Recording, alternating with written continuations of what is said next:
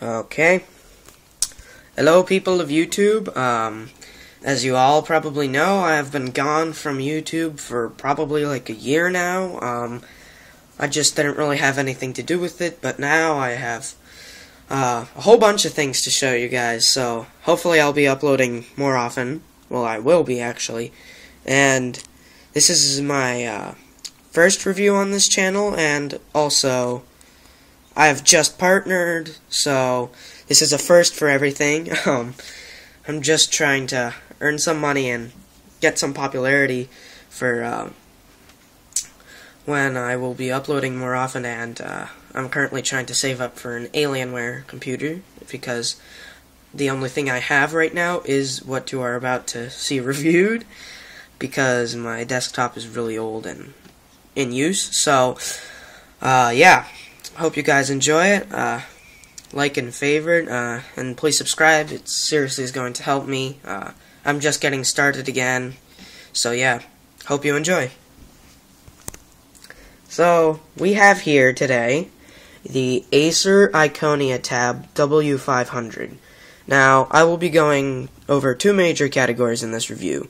The first one is build quality, basically just the overall quality of the tablet, and that will include things such as audio quality, screen quality, how solid the thing is, and things like that. And then I will be going over performance, which is pretty self-explanatory. I'll be showing how fast the laptop functions and how well it functions as a whole. So, let's get started. So here, we have the top of the tablet, while it is clamped shut onto the keyboard dock. So, I don't know if you guys already know this, but this tablet is unique, is that it comes in two parts. Here, so normally it seems like a netbook, so you just unclip it here, and then you can lift it off, but I'll show you that, guys, in a minute. So, here's how the thing looks from the side. It is quite thick, as you can see, but that is mostly the tablet. The keyboard is really just a keyboard, in essence. Here you have your USB port, but this will all be easier to understand once I open it. So, sorry, it's a little hard to film with one hand and a cell phone, but alright. So, that's how it looks on the outside. Here you have your rear-facing camera, which I will mention right now. This thing has some very high quality, surprisingly high quality shooting, but the unfortunate part is I don't know if it was meant for video at all or anything, because it seems that only on extremely low resolutions, like 240 by 320, will it actually film at around 30 frames per second. Otherwise, it's just extremely slow. I can try to show you guys, but I don't know if it'll work, because you shall see. So, here's the surface of the tablet, and you can see my reflection say hello, but here it is. And the screen on it, I have to say, it's pretty glossy, but it does not glare that bad, simply because of how bright it is, which you will see. And here you have the sides. So I might as well go over the build quality right now, before starting it up. So, first of all, I want to say that this tablet feels extremely solid. Just all around, it feels like something which can take a beating and not die. I mean, I've had this for quite a while now, and I have to say I'm extremely satisfied with it, except for a few gripes. And here you have your Windows key, or power button, I guess, if it's in sleep mode, a magnet, which helps click the keyboard, another magnet, and your front-facing camera, which actually does quite well, in my opinion. And I think below it right there is, where my pinky is pointing, a light sensor. I'm not sure, but yes. So you have, accessibility-wise, this tablet is pretty good. There is a USB port on the bottom, and two little hooks to plug the keyboard in so that it doesn't break the USB, a card reader, and then another USB port and a lock switch. There's also, surprisingly, a high definition, oh sorry, here's the card reader, a high definition output which does support HDMI sound, which is really nice, and on the side here you have your volume keys, your power button, and your headphone jack. Now, a unique thing about this is this actually has fans right here and right there, which is actually quite funny in my opinion, as this is a tablet. But continuing on. So, sorry, just give me a second. There is one annoying factor. Here is the... where did it go? Oh, yes. So the card reader little door here is extremely annoying because if I take it over here and show you guys, so it is extremely flimsy. Almost the day I got it, this broke, and as you can see here, it's popping off real weird like that. They could have done better with that, but the rest of the tablet being so good, it's really a minor complaint, and the camera as well. But overall, this thing was $350, so I am not complaining at all because really good. Now we'll move on to the keyboard. So, tablet itself, great build quality, almost no complaints about that. Keyboard. Now this is another story. The keyboard is okay. Here you have your dock, which you place the tablet on like this, and then it snaps in, and there it is. It's like a netbook. One problem. Keyboard weighs almost nothing. It weighs like a couple ounces at most. Tablet is pretty heavy. I forgot to mention that in the overview of that. The thing itself is actually quite heavy. It was actually starting to hurt holding it in one arm in those weird positions because it is so heavy. It's not bad heavy, but it's on the weight side. So, continuing on, the keyboard. Too light. If you do not have this on a flat or even surface when you are using it, this will be prone to tipping over and can be extremely annoying because the tablet can slide off and fall, and also it will start pressuring the USB port, which is not terribly good for it, and basically it's very top heavy, so be careful with it on your lap. It's still usable, but can be quite annoying. So next, the keyboard. The keyboard itself is not bad. The only thing I'm missing here is a trackpad, and instead they give you this god-awful little mouse here and 2 buttons. The buttons feel nice and clicky, they're fine, just a little too spaced. And the keys themselves are also okay, but they're nothing special. They're clicky enough, and they're small, they're flat. So overall, the keyboard's usable. It won't be giving you any trouble, besides the tablet actually falling off. The only thing which is really annoying is this little mouse. So, that is the problems I have with that. But, all in all, it's understandable. It is meant to be used as a touchscreen tablet, not a computer like this. I think this was just an afterthought in the production.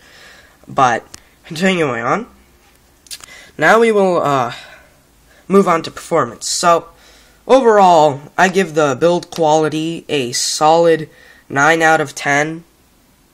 Or no, let me change that. I'm going to go back.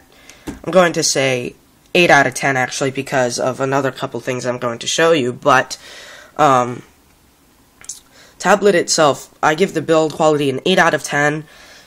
Simply because the quality is very nice, but it is top-heavy, and there are some simple little problems with this that can get extremely annoying and bring the overall down, but overall I say it's great. So, moving on to performance.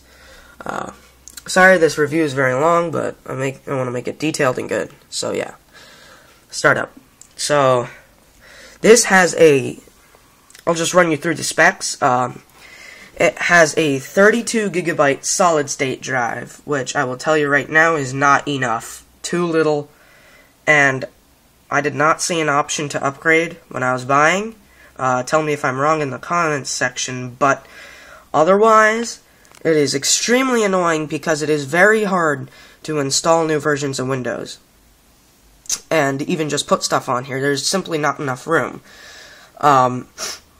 Originally this comes with Windows 7, but I put the Windows 8 release preview on it, simply because Windows 7 would have brought the performance rating way down. Seriously, Windows 7 is not the OS for this tablet. It just feels awful and sticky and slow on this tablet. But once you put in Windows 8, that is a whole nother story.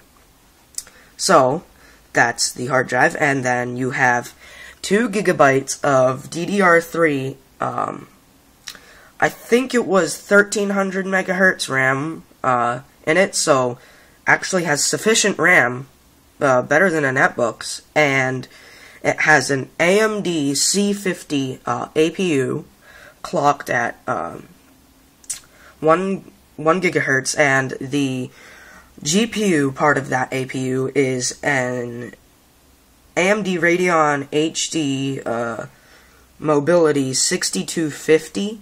Yes, it's a 6250, and I have to say the graphics were pretty impressive. Continue on. So let's see the startup time.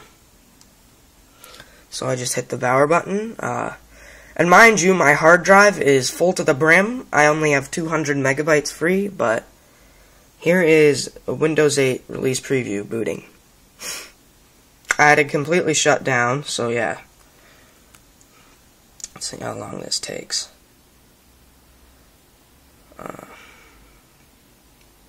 Probably if I had more space. There we go. So as you see there, works pretty fast. And I have to say, touch navigation is quite nice. It just feels very responsive. The screen's response time is amazing. It's not like any phone or tablet I've ever used. Better than the iPad, better than the Galaxy S2. I don't know, the screen's response time is incredible. So, I'm just gonna, type in my password here on my keyboard.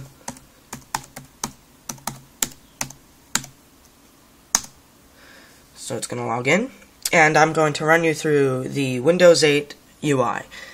I guess you could consider this a partial Windows 8 review. But the responsiveness overall is incredible. You should be able to see how fast this reacts to my finger, which is gorgeous. I mean, everything is smooth and fluid. Performance of this tablet is great. I was very impressed when I bought it. And here you have this kind of thing, and just all kinds of stuff. So, the only thing I don't like is how it puts your installed icons over here, but that's for software review later. Okay, so here you see the startup was quite fast, and I accidentally clicked the desktop there, I guess. Oh, sorry, I have bump top on here, so let me just remove that so you can see what this is like without any third-party software. Alright, so here it is, what it would look like, and so yeah.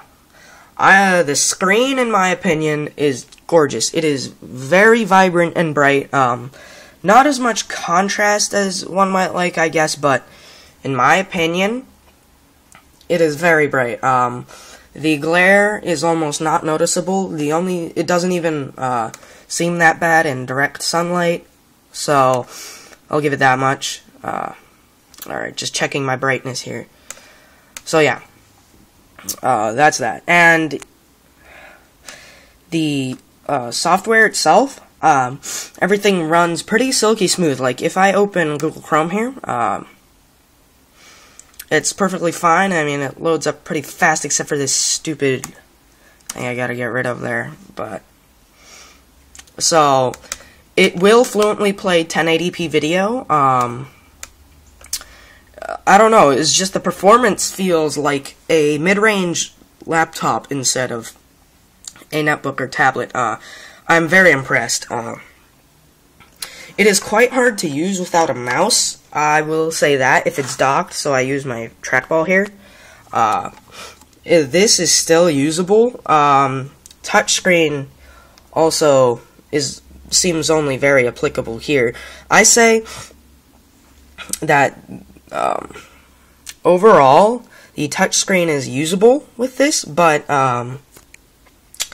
it's not as good as it could have been. It doesn't feel as natural using your finger with the Windows, which I'm not saying it should be, but it just isn't quite right. It's good that this Metro is here because you can easily access all your stuff, so the touch aspect of this tablet works, but I don't know, I don't think it's fully developed.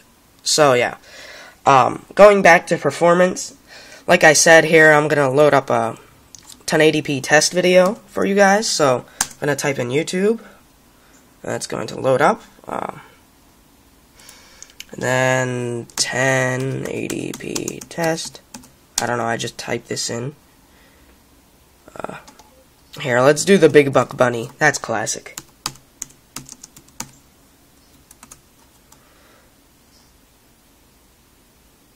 There, alright. So, this should be in 1080p if I click the right one. Sorry for the ads, people. Just gotta ignore this bullcrap. YouTube. Well, that's how they make money, I guess. Just gotta wait for this. Wow, ads. There we go, so this one's in 1080p. So, it will lag if you're not in full screen, but if you go into full screen, okay, something is clearly wrong with this video. Sorry.